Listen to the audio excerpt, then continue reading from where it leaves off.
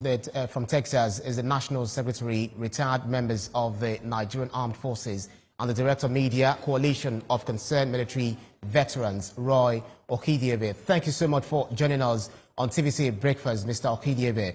Talk to us first about the significance of recognizing or remembering the fallen heroes, those who had actually gone forth ahead of us in protecting this nation's sovereignty. Well, thank you, TVC. Thank you for this opportunity. We are everly so grateful all the time that you look into military matters and bring us on board. Now, the Armed Forces Remembrance Day started when I was 6 years old, 1976. And to be candid, events have overtaken the reality of that day because the world has formed a global best practice for veterans, and there are better inputs and better colorations to put on the life of a veteran, even those that they left behind. Right, interesting stuff. So if you see some of the things that we've experienced so far, for instance, in remembering the military, the armed forces, we had the president donating significant amount of money for the Emblem Appeal Fund launch. Lagos State also donated 75 million naira, and then we also read that Kano State government donated a sum of 12 million naira. And then we are in solidarity. We are also in solidarity with the fallen heroes, the Remembrance Day, by wearing, this emblem on us. But then, talk to us about what do you understand, or make us understand how this monies or this fund is being utilized. Where does it go in terms of transparency and accountability in utilizing this fund? Okay, thank you very much. Now, we were bestowed upon by the Nigerian Legion when every other country in the world were also updating their own legionnaires. We failed to update ours. If you remember, we have a plague currently in Nigeria that we are trying to expel, the plague of corruption. That same plague has eaten deep into the Nigerian Legion because we have never ever seen the benefits of monies realized. As I speak to you, I have veteran children that I pay school fees for, and so many of my colleagues have other veteran women, wives, that we sponsor. And we don't know where they pick just some people wearing black clothes and they appear on the Armed Forces Remembrance Day and they call them widows of fallen heroes.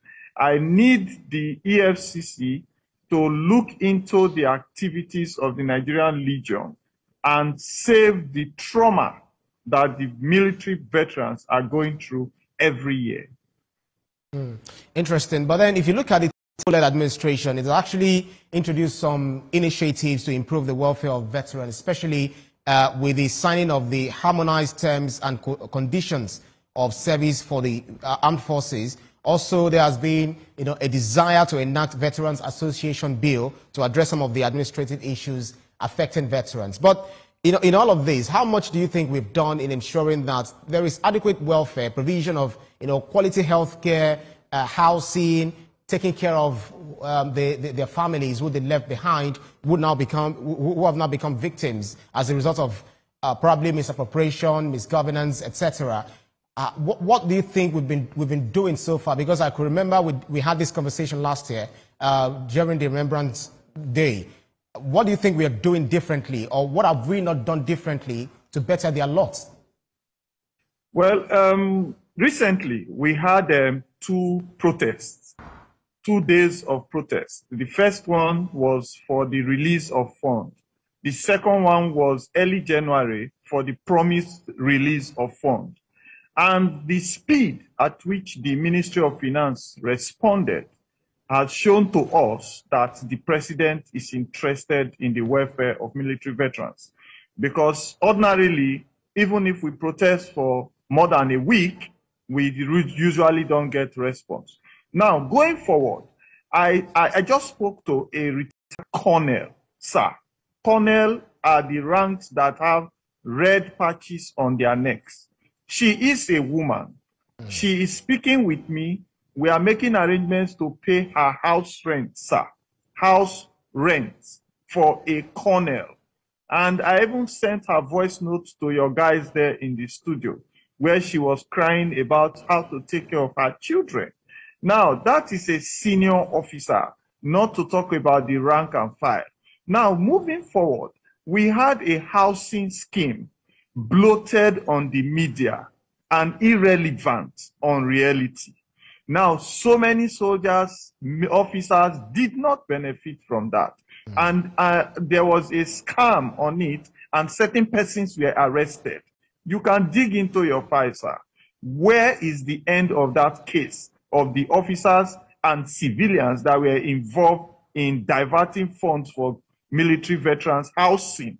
Then if you look at the medical, as I speak to you, I had some of my teeth pulled off because I'm a paratrooper. We jump from the plane with parachutes to land in the midst of the chaos, whatever it is.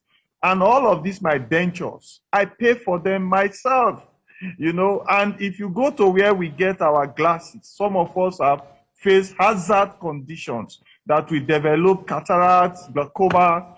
I have to pay for my frame. They only give you the glass. And if you are going to take 4 eye drops, they will tell you they have only 1 and you have to buy the other 3. And the place you will buy it from is within the facility where the medical center is. You know, so sometimes I sit down there, I wait for all those elderly men that are crying while you give them the bill. And I have to start paying for some of them before I leave. Now, if you also go and look at the children that we have in service, and while you leave service, you are looking for money to pay rent, so you can't pay their school fees anymore.